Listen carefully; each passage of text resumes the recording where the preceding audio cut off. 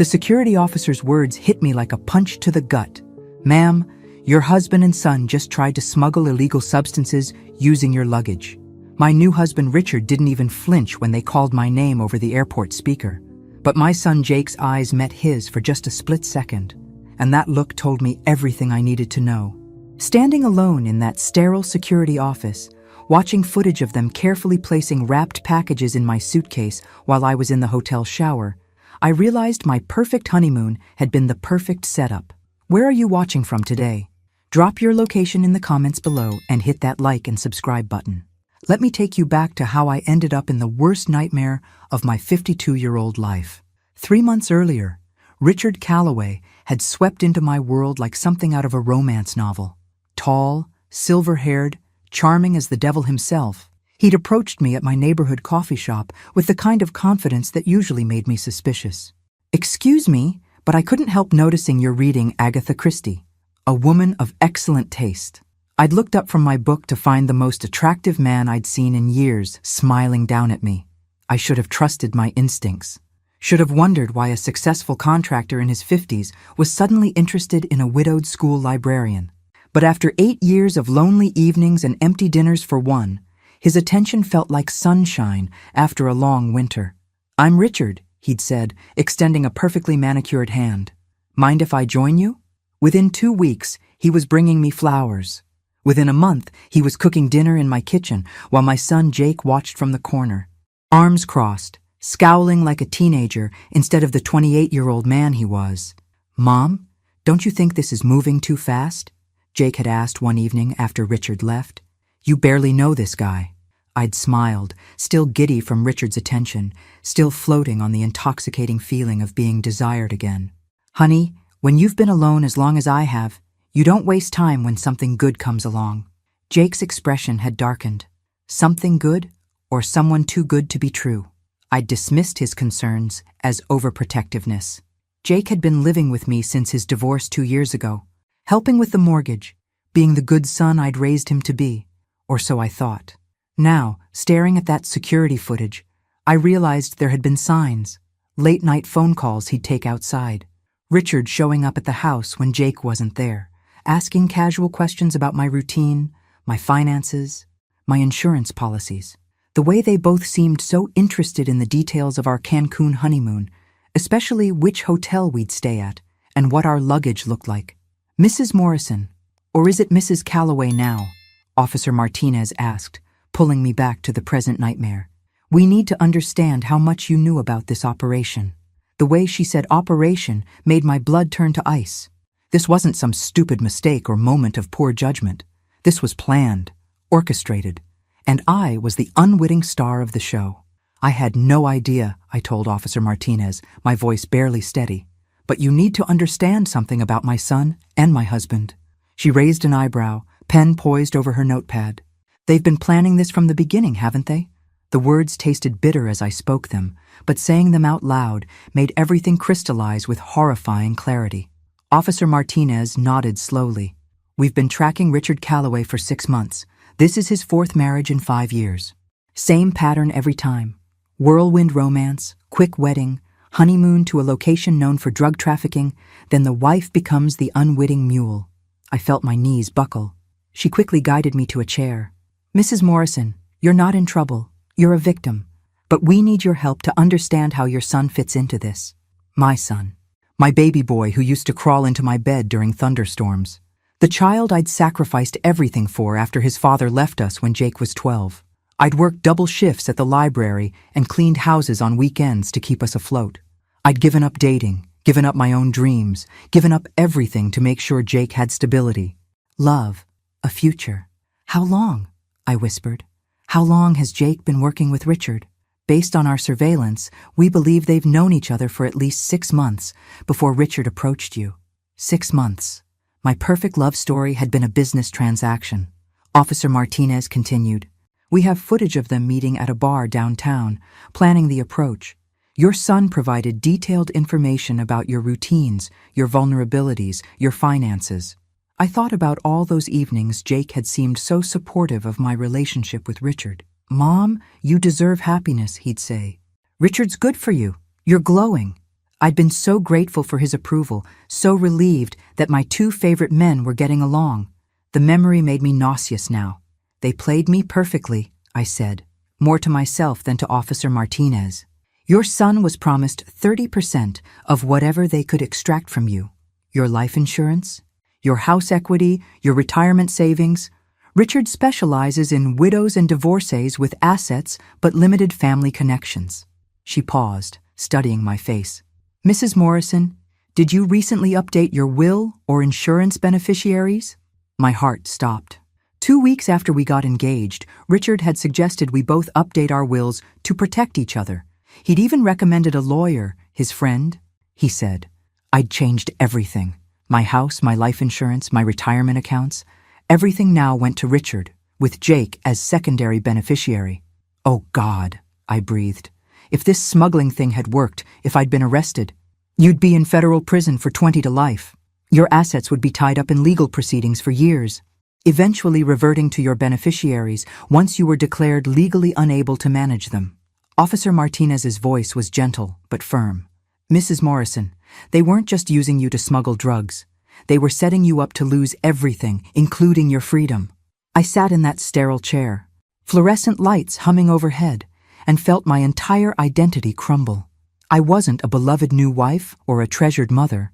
I was a mark, a target, a middle-aged woman whose loneliness and trust had made her the perfect victim. But as the shock began to wear off, something else started building in my chest.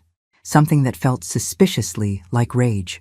I need to see them, I told Officer Martinez. She looked surprised. Mrs. Morrison, I don't think that's advisable. They're being processed, and emotions are running high. But I wasn't asking anymore. I need to see their faces when they realize their plan failed. The steel in my own voice surprised me. 20 minutes later, I stood behind a two-way mirror, watching Richard pace frantically in an interrogation room while Jake sat slumped in a chair, head in his hands. Richard was still handsome, still charming, but now I could see what I'd missed before, the calculating coldness behind his practiced smile, the way his eyes constantly assessed and measured. "Where's Linda?" I heard him demand through the intercom. That was my real name, though everyone called me Lindy. Hearing him say it with such casual ownership made my skin crawl. "She doesn't know anything. She's completely innocent. This is all a misunderstanding." Even now, even caught red-handed, he was spinning the narrative, trying to paint himself as my protector. Jake finally looked up, his face streaked with tears. "She's going to hate me forever," he said to Richard. "I told you this was too risky. I told you she wasn't as naive as your other wives." Other wives. The phrase hit me like ice water. How many women had they done this to? How many middle-aged hearts had Richard broken while emptying bank accounts and destroying lives? "Your son seems to have some regrets," Officer Martinez observed quietly. I watched Jake wipe his nose with his sleeve, looking every bit the scared little boy I'd comforted through scraped knees and bad dreams. "But not enough to stop him from betraying me," I replied. "Officer Martinez, what happens next?" She turned to face me fully. "For them? Federal drug trafficking charges, conspiracy, fraud. They're looking at serious prison time. For you?" She paused. "That depends on what you want to do." I raised an eyebrow. "Waiting. We've been trying to catch Richard's operation for 2 years. With your testimony and cooperation, we can not only put him away, but potentially identify other victims, maybe prevent future ones." I thought about other women like me, other lonely widows or divorcees who'd fallen for Richard's practiced charm, other sons who'd sold out their mothers for 30 pieces of silver. What do I need to do? The question surprised me. I'd never been a vengeful person, never been someone who fought back. But then again, I'd never been betrayed this completely before. Testify. Help us understand the timeline, the manipulation tactics, the financial component. Your marriage to Richard gives us access to evidence we couldn't get otherwise. Officer Martinez paused. "Mrs. Morrison, this won't be easy. Your son will likely try to minimize his involvement, make you feel guilty for pursuing charges. Richard will try to convince you he really loves you, that he was coerced or threatened." Through the glass, I watched Richard check his expensive watch, the one I'd helped him pick out for our wedding. He'd told me it was a family heirloom, but now I wondered how many other wives had heard that same lie. "When I married him 3 days ago," I said slowly, I promised to love, honor, and cherish him. I promised for better or worse, for richer or poorer. Officer Martinez nodded sympathetically. I understand if you need time to think about. I also promised to be faithful, I interrupted, my voice growing stronger. And faithfulness works both ways. He broke those vows the moment he saw me as a mark instead of a wife. I turned away from the mirror, decision made. When do we start? The old Lindy Morrison would have made excuses for them, found ways to blame herself, tried to salvage the relationships at any cost. But that woman had died in this airport security office, watching footage of her own son and husband plotting her destruction. The woman walking out of here was someone new entirely. Someone who understood that sometimes the people you love most are the ones capable of hurting you worst. And sometimes, just sometimes, they deserve exactly what they get. The next morning, I sat in Assistant District Attorney Sarah Chen's office, wearing the same clothes I'd traveled in because everything else was still evidence. Sarah was younger than I'd expected, maybe 40, with the kind of sharp intelligence that reminded me of my best students. Mrs. Morrison, I've reviewed your case, and I want to be completely honest with you about what you're facing. She spread photographs across her desk, pictures of Richard with 3 other women, all around my age, all looking blissfully happy on what appeared to be honeymoons. Margaret Stevens, 58, married Richard in Atlantic City. Honeymoon in Jamaica. She's currently serving 15 years for drug trafficking. My stomach clenched. Patricia Williams, 55, married him in Vegas. Honeymoon in Colombia. She died in federal prison last year from a heart attack. I stared at Patricia's photograph. She had kind eyes and graying brown hair. Looked like someone who'd bake cookies for her grandchildren. She was diabetic, Sarah continued quietly. Prison medical care wasn't adequate. Her family is suing, but that won't bring her back. The weight of what I'd escaped hit me like a freight train. That could have been my obituary. That could have been Jake reading about his mother's death in a federal prison. The third woman, Carol Thompson, 62, was luckier. She became suspicious during the honeymoon and refused to pack anything she hadn't personally inspected. When customs found drugs in Richard's luggage instead of hers, she testified against him. But by then, he'd already emptied her retirement accounts and taken out loans against her house. She lost everything, ended up homeless for 6 months before her sister took her in. Sarah leaned back in her chair. Your case is different because of your son's involvement. Jake has information about Richard's network that could help us catch the bigger fish. But he's also facing serious charges himself. The question is, are you prepared for the possibility that your son might go to prison for a very long time? I thought about Jake's face last night, how young and scared he'd looked. Then I thought about Patricia Williams dying alone in a prison cell because her diabetic medication wasn't properly managed. Sarah, can I ask you something? She nodded. Do you have children? Her expression softened slightly. A daughter. She's 7. If she were 28 and had betrayed you the way Jake betrayed me, what would you do? Sarah was quiet for a long moment, considering the question seriously. I'd want to know why. I'd want to understand how it got to that point. And then I'd have to decide whether justice was more important than family. She paused. But Mrs. Morrison, that's a choice only you can make. I stood up and walked to the window overlooking the city courthouse.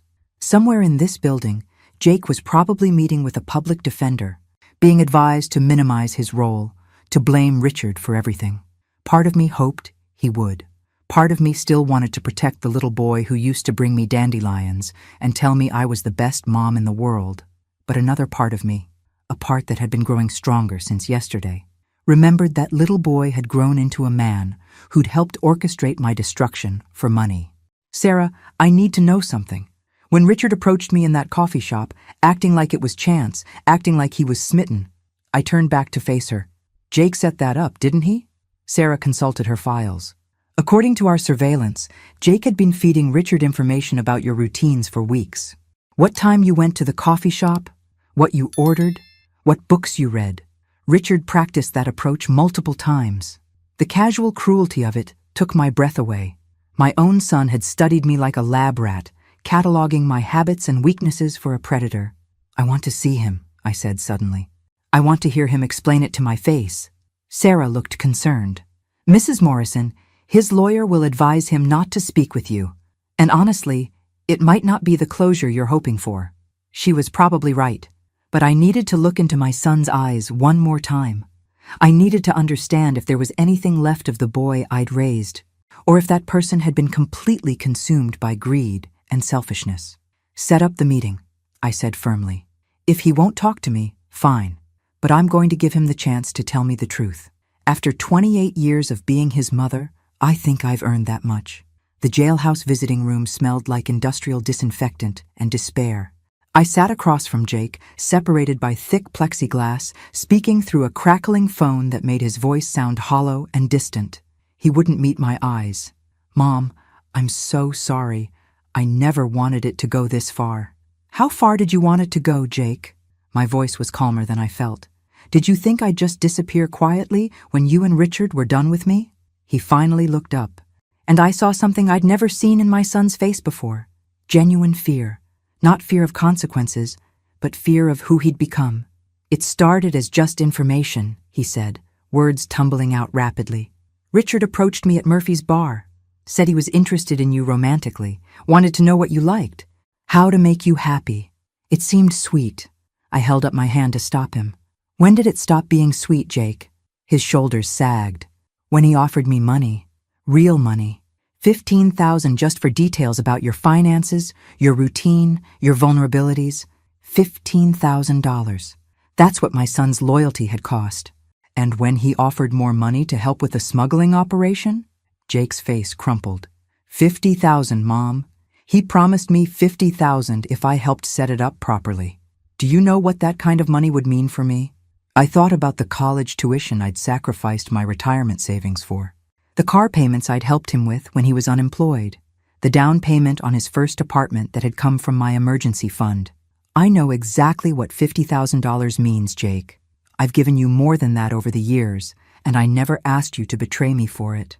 You don't understand, he said, frustration bleeding into his voice. You have the house, your pension, your savings. You're set for life. I'm 28, divorced, living in your basement, working construction jobs that barely pay minimum wage. I needed something, Mom. I needed a chance. So you decided to destroy mine? The words came out sharper than I intended, but I didn't regret them. Jake, do you know what would have happened if their plan had worked? Do you know about Richard's other wives? His face went pale. What other wives?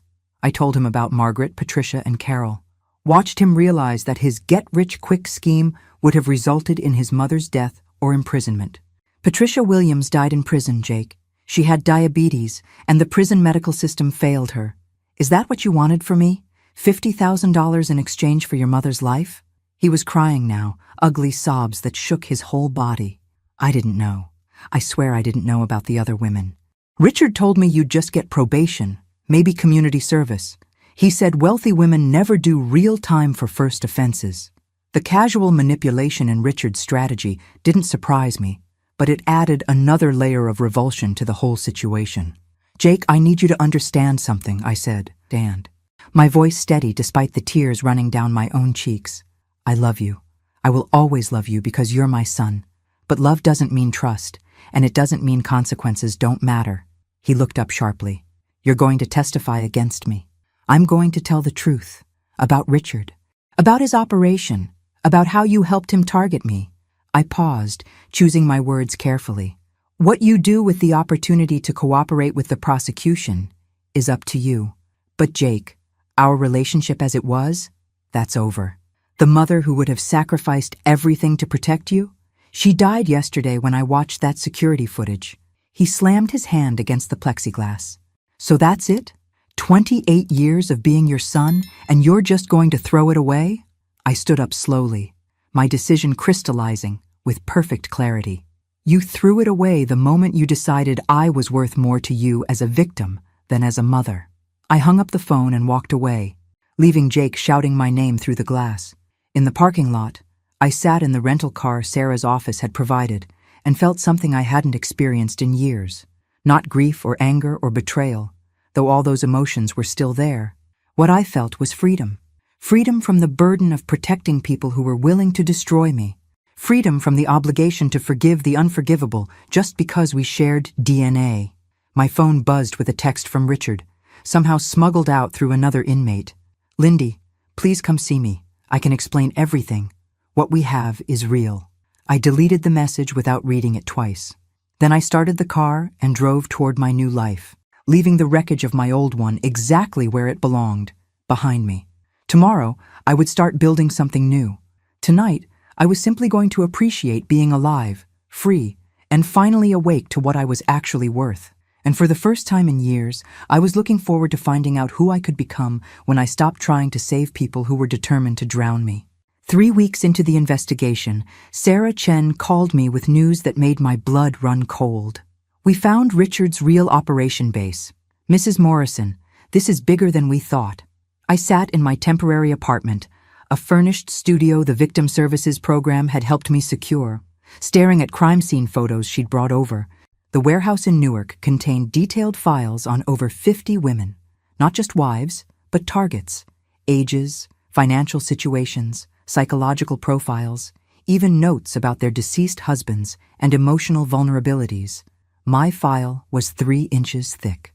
"Look at this," Sarah said, pointing to a note in Richard's handwriting.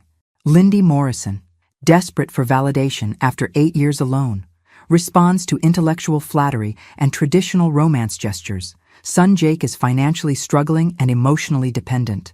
Perfect leverage. Perfect leverage. That's what my relationship with my son had been reduced to, a weakness to exploit. But seeing it written out so clinically actually helped. It wasn't my fault for loving my child. It was their calculation to weaponize that love against me. "Sarah, what's this column marked Timeline to Extraction?" I asked, pointing to a chart with my name at the top. "Richard's operational plan for your relationship. See here? Month 1 through 6, establish trust and emotional dependency. Month 7 through 12, legal entanglements and financial access. Month 13, Sarah paused. Month 13 was when you were supposed to die in federal prison or from a medical emergency, while incarcerated. I studied the timeline with the detached fascination of someone reading their own obituary. He really thought of everything, didn't he? But as I read further, something didn't add up. "Sarah, this says the smuggling operation was Plan B. What was Plan A?" Sarah's expression darkened. "Life insurance fraud. He was going to arrange an accident during your honeymoon. Make it look like you drowned while snorkeling or had a fatal allergic reaction to something. Much cleaner than the drug conviction route. But the timing got compressed when he found out about your upcoming medical checkup." My medical checkup? I was confused for a moment, then remembered. Oh, my annual physical. Dr. Richards wanted to update my prescriptions and run some routine tests. Sarah nodded grimly. Richard couldn't risk a doctor discovering any health issues that might complicate an insurance payout. So he switched to Plan B, frame you for drug trafficking and let the justice system do his dirty work. I walked to the window, processing this information. Below, normal people were living normal lives, completely unaware that predators like Richard Calloway moved among them, cataloging weaknesses and planning destructions. How many women did he actually kill, Sarah? We're still investigating, but based on what we've found so far, at least 7 confirmed deaths, possibly more. Heart attacks in prison, suicides in custody, 1 car accident right before trial that we now believe was staged. 7 women, 7 mothers, daughters, wives who'd trusted the wrong charming man and paid for it with their lives. My phone rang, a number I didn't recognize. Sarah nodded for me to answer and gestured to the recording equipment she'd brought. "Hello?" The voice was female, older, shaky with nerves. "Is this Linda Morrison? The woman who was married to Richard Calloway?" "Yes. Who is this?" I heard a deep breath, then words that made me sink into my chair. "My name is Helen Rogers. Richard was married to my sister Margaret, the one serving time for drug trafficking. Margaret Stevens, the woman from the photos. Helen, I'm so sorry about your sister. Mrs. Morrison, Margaret is innocent. We all knew it, but nobody would listen to us. But when I saw your story on the news, when I heard about his pattern," her voice broke.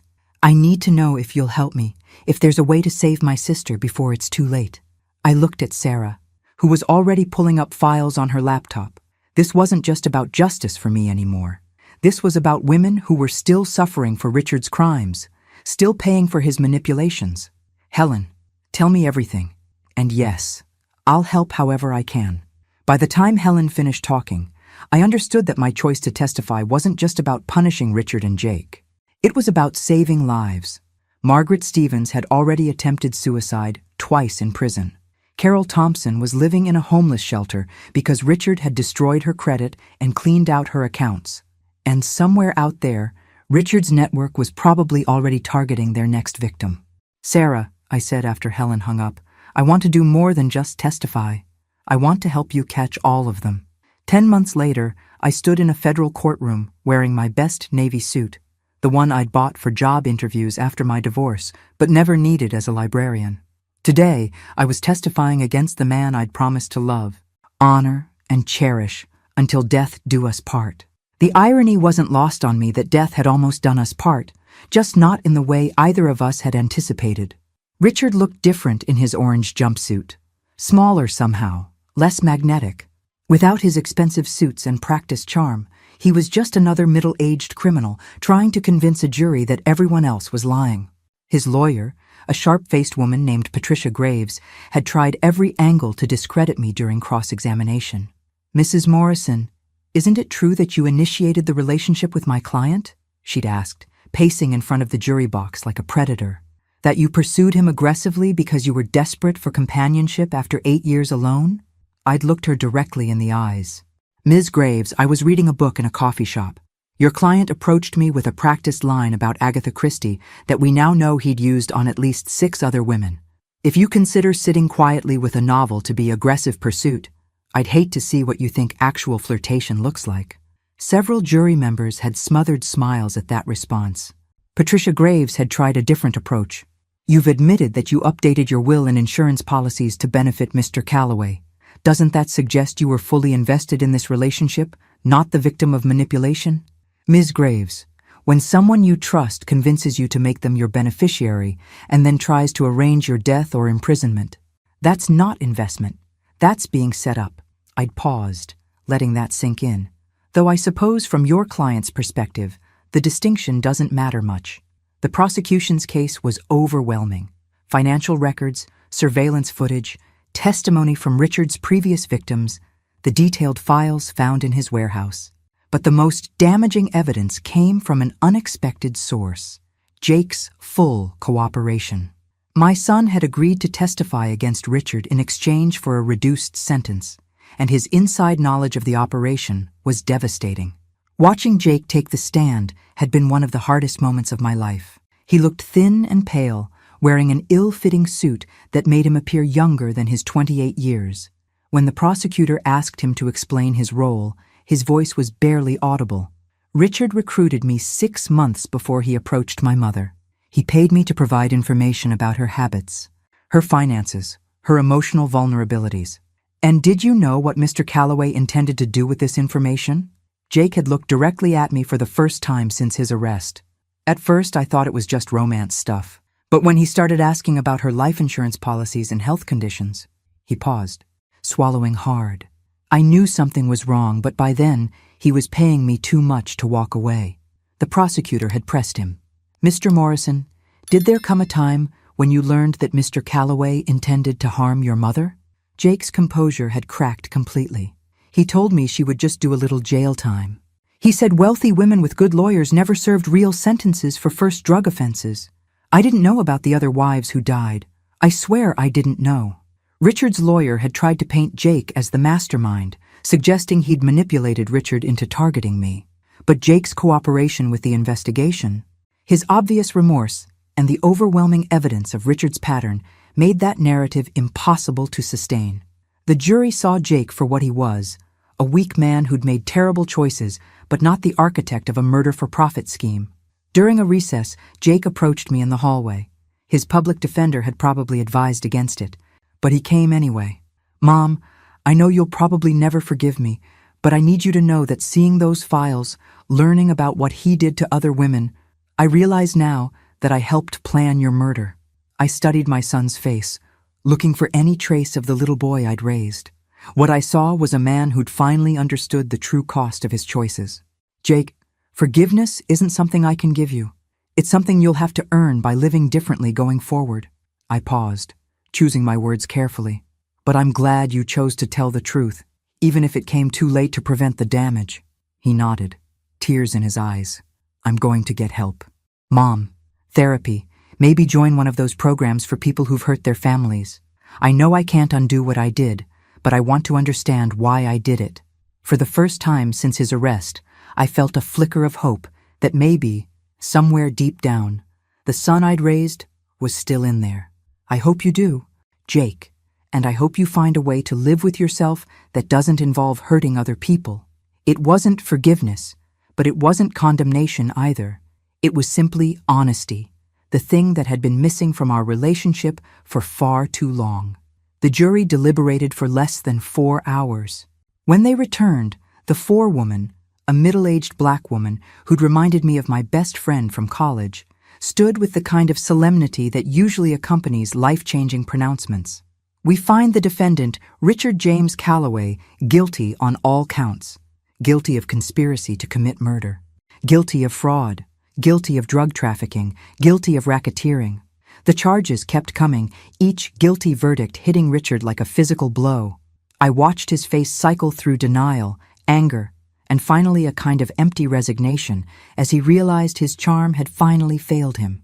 Judge Patricia Wang, a stern woman in her 60s with steel gray hair and piercing brown eyes, scheduled sentencing for the following month. But she had some words for Richard before the bailiff led him away.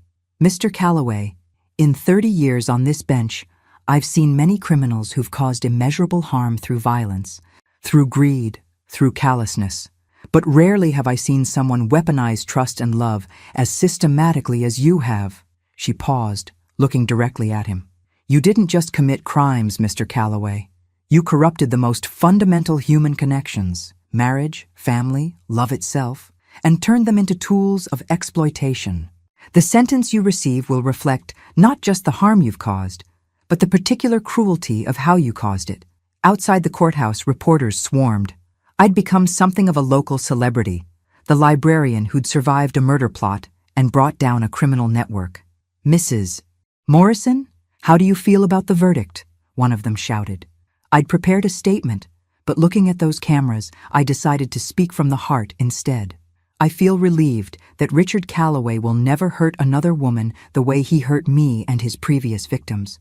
But mostly, I feel sad that it took so many women suffering and dying for the system to take this seriously. I paused, thinking about Margaret Stevens still serving time for Richard's crimes. This verdict is just the beginning.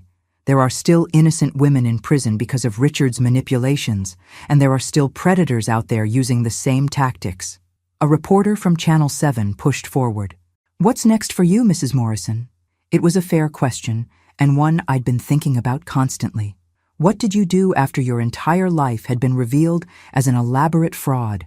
How did you rebuild when everything you'd trusted had been designed to destroy you? I'm going to spend the rest of my life making sure other women don't go through what I went through, I said simply.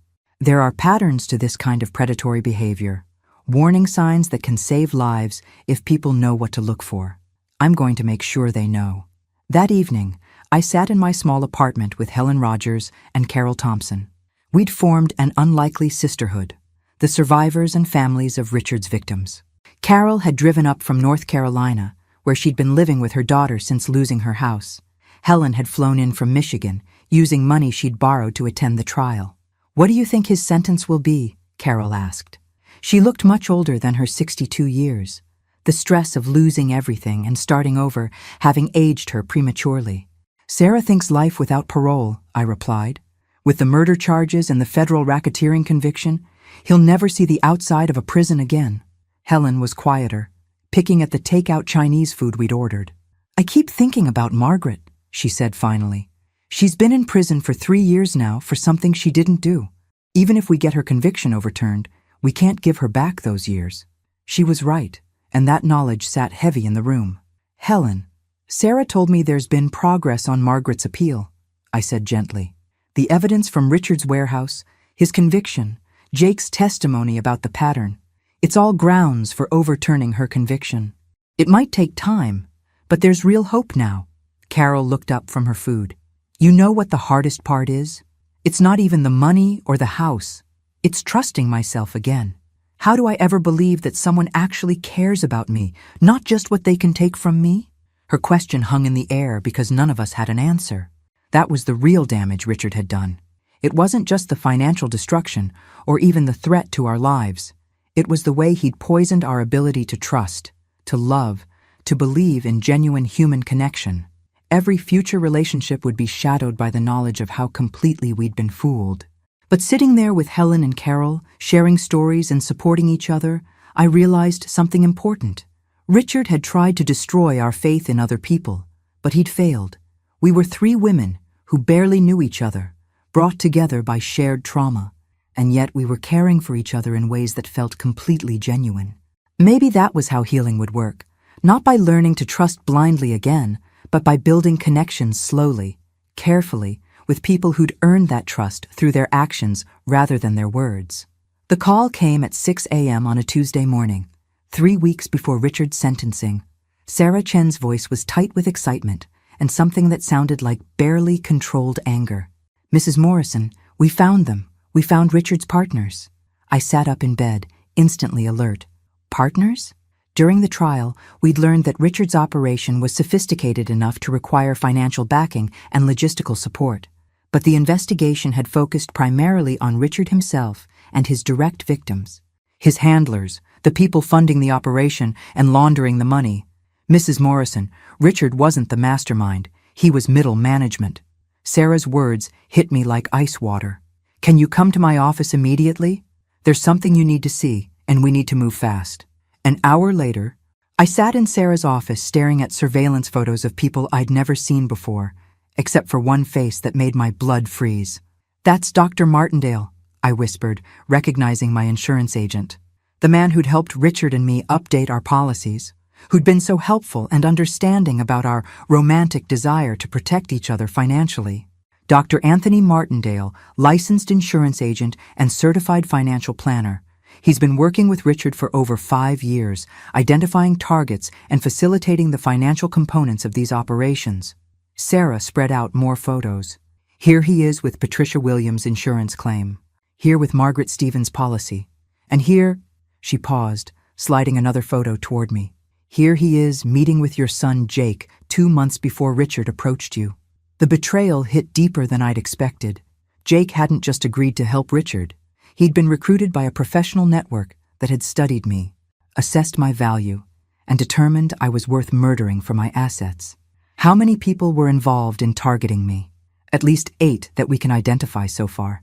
Financial planners, lawyers, private investigators who researched your background, even a retired police officer who provided advice on how to make murders look accidental. Sarah pulled up an organizational chart on her computer. "Mrs. Morrison, you weren't the victim of a crime of opportunity. You were the subject of a coordinated business operation." I studied the chart, seeing my name at the center of a web that included people I'd never heard of and a few I had. "Sarah, is that Judge Morrison?" I pointed to a name in the corner, feeling sick. "Please tell me that's not related to—" She nodded grimly. "Judge Harold Morrison, the probate judge who would have handled your estate after your death. He was paid by the network to expedite certain proceedings." The scope of the corruption was breathtaking. They'd infiltrated the legal system, the financial services industry, even law enforcement. "How did you find all this?" I asked, overwhelmed by the complexity of what we were facing. "Anonymous tip," Sarah said with a slight smile. "Someone sent us a storage unit key and an address. When we searched it, we found records going back 8 years. Financial statements, operational plans, victim profiles, even video recordings of planning meetings." She paused. "Mrs. Morrison, I think someone on the inside got scared after Richard's conviction and decided to expose the whole operation." My phone buzzed with a text from an unknown number. The storage unit was just the beginning. "Check your email." I looked at Sarah, who nodded for me to check. In my inbox was a message from an encrypted account with a single attachment, a video file labeled Morrison Planning Meeting.mp4. I clicked play, and Richard's voice filled the room, clear as day. "Linda Morrison is perfect. Isolated, financially stable, emotionally vulnerable after her husband's death. Her son is desperate enough to help, and she trusts authority figures implicitly. The video showed Richard sitting around a conference table with 6 other people, including Dr. Martindale and Jake. But it was the next part that made me gasp. The timeline is accelerated because we have competition, Richard continued. There's another group targeting her, but they're planning a romance scam that could take years. Our approach is more direct and profitable. Another group. There had been multiple criminal organizations competing to destroy me. Jake's voice came through clearly. She's already updating her will based on what Richard suggests. The life insurance changes go into effect next month. My son wasn't just helping Richard. He was providing operational updates to a room full of conspirators who were planning my murder. Mrs. Morrison, are you okay? Sarah asked gently. I realized I'd been holding my breath. Sarah, who sent this video? Who's helping us? She shook her head. We don't know yet, but whoever it is, they have access to the highest levels of this organization, and they're giving us everything we need to shut it down completely. As if summoned by our conversation, my phone rang again. The same unknown number. I answered on speaker. Mrs. Morrison, this is someone who was part of Richard's operation. The voice was electronically disguised, impossible to identify. I helped target you, and I'm sorry, but I'm done being part of something that kills innocent people. Why are you helping us? I asked, my voice steadier than I felt. Because my daughter is getting married next month, and yesterday I realized that in 10 years, she could be someone like you. Someone could target her the same way we targeted you. I can't live with that knowledge. The caller continued. There are more storage units, more evidence, and Mrs. Morrison, there are 3 other women currently being targeted by the same network. If we move fast enough, we might be able to save them before it's too late. I looked at Sarah, decision crystallizing with perfect clarity. This wasn't just about justice anymore. It was about prevention. Tell us where to look, I said into the phone, and tell us how we stop them before they kill anyone else. 6 months later, I stood in a ballroom at the Marriott downtown, looking out at 200 faces that represented the most unlikely audience of my life. Crime victims, federal agents, prosecutors, social workers, and journalists had gathered for the first annual conference on predatory relationship fraud. I'd helped organize it, but I never expected this many people to care about an issue that most of society preferred to ignore. Ladies and gentlemen, I began, my voice carrying clearly through the microphone. 18 months ago, I was a 52-year-old librarian who thought the most dangerous thing in my life was an overdue book fine.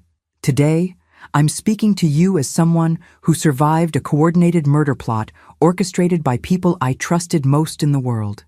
The room was dead silent. I'd learned that starting with the harsh truth got people's attention faster than any gentle introduction. I'm here because the network that targeted me was just one of dozens operating across the country. Because in the time it took to bring Richard Calloway to justice, his colleagues successfully murdered 4 more women and are currently targeting at least 12 others. I clicked to my first slide, showing photographs of Richard's confirmed victims. These women died because they believed in love, because they trusted family members, because they thought financial advisors and insurance agents and lawyers were there to help them, not hunt them. My voice caught slightly on Margaret Stevens' photo. She'd been released from prison 2 months ago, but 3 years of incarceration had broken her health permanently. But today isn't about the victims who didn't make it. Today is about the ones we can still save. I clicked to the next slide, showing the organizational chart Sarah and I had developed with help from our anonymous informant, who we'd learned was Dr. Martindale's former assistant. Predatory relationship fraud follows predictable patterns. The perpetrators target specific demographics, use repeatable manipulation techniques, and leave traceable financial footprints. Over the next hour, I walked the audience through everything we'd learned. How to recognize the warning signs when a new romantic interest shows unusual interest in financial details. How isolation tactics work. How family members get recruited. How professional networks of lawyers, financial advisors, and even judges can be corrupted to facilitate these crimes. The hardest lesson for me, I said, nearing the end of my presentation, was accepting that my son's betrayal wasn't a moment of weakness or poor judgment. It was a calculated business decision facilitated by people who understood exactly how to weaponize family relationships. I paused, seeing some audience members nod in recognition. Jake is serving 3 years in federal prison and will be on supervised probation for 5 more. We speak occasionally, supervised conversations where he's working to understand the psychological manipulation he both experienced and participated in. I don't know if we'll ever have a real relationship again, but I hope he'll use his experience to help other families avoid what happened to us. The questions afterward were insightful and sometimes heartbreaking. A woman from Ohio, whose mother had died in suspicious circumstances that were ruled accidental, but followed Richard's pattern exactly. A federal agent who'd identified similar networks in Florida and Texas. A prosecutor asking for advice on how to help victims testify effectively when they'd been traumatized by people they'd loved. But the most important conversation happened during the break, when a young woman approached me with tears in her eyes. "Mrs. Morrison, I think my grandmother is being targeted. She's 78, widowed last year, and recently started dating a man she met at church. He's already asking about her will and life insurance." We spent 20 minutes going through the warning signs, the accelerated timeline of the relationship, the casual questions about family dynamics and financial security, the way he'd isolated her from friends who'd expressed concerns. "What should I do?" she asked desperately. "We're going to help you," I said, meaning it completely. "Here's my card and here's Sarah Chen's number. Call her tomorrow morning and explain everything. We have protocols now for situations exactly like this." The relief on her face reminded me why this work mattered. That evening, I sat in my new apartment, a bright 2-bedroom place I'd bought with the settlement money from my insurance company, who'd paid out handsomely rather than face a lawsuit over their agent's criminal activities. My landline rang, a number I recognized now. "Mrs. Morrison, it's Carol." Carol Thompson had become one of my closest friends, the kind of relationship forged by shared survival rather than shared interests. "I wanted to let you know, I got the job." Carol had been hired as a victim advocate by the North Carolina Attorney General's office, specializing in financial crimes against older adults. Helen Rogers had started a nonprofit in Michigan focused on supporting families of incarceration victims. Even Margaret Stevens, despite her health issues, was working with a legal aid organization to help other wrongfully convicted women.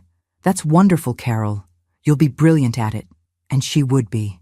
Nobody understood the psychological aftermath of predatory fraud like someone who'd lived through it. "How does it feel to be starting over at 63?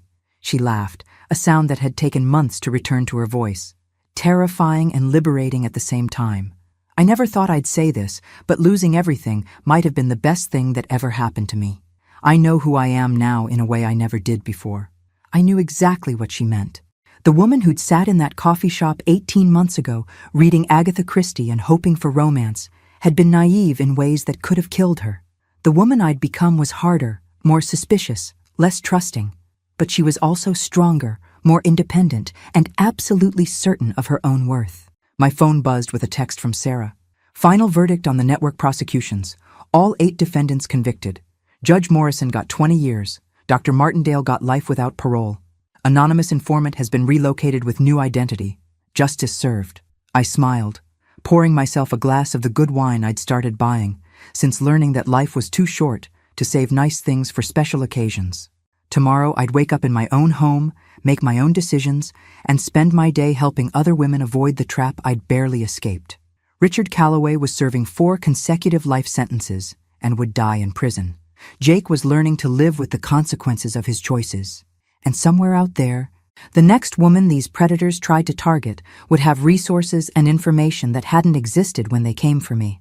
I raised my glass in a silent toast to the women who hadn't made it, to the ones still fighting, and to the stubborn refusal to let evil win without a fight.